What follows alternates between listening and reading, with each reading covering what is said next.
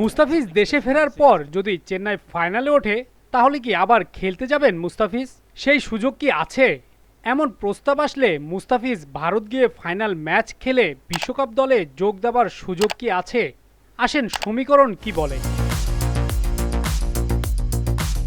বাঁহাতি পেসার মুস্তাফিজুর রহমান আইপিএলে চেন্নাই সুপার কিংসের হয়ে শেষ ম্যাচ খেলতে নামছেন শুক্রবার।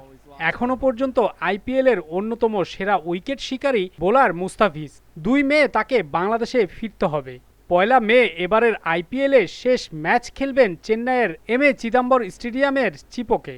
ওই ম্যাচে প্রতিপক্ষ প্রীতি জিন্তার পাঞ্জাব কিংস।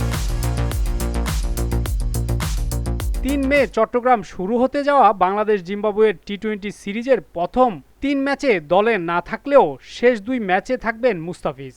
আইসিসি বিশ্বকাপ শুরু হবে জুনে। বাংলাদেশ যুক্তরাষ্ট্রের বিপক্ষে খেলবে 21, 23, 25 মে।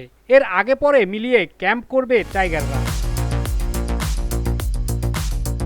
আইপিএলের ফাইনাল 26 মে চিপোকে, দ্বিতীয় কোয়ালিফায়ার চিপোকে 24 মে, এলিমিনেটর 22 মে, প্রথম কোয়ালিফায়ার 21 মে।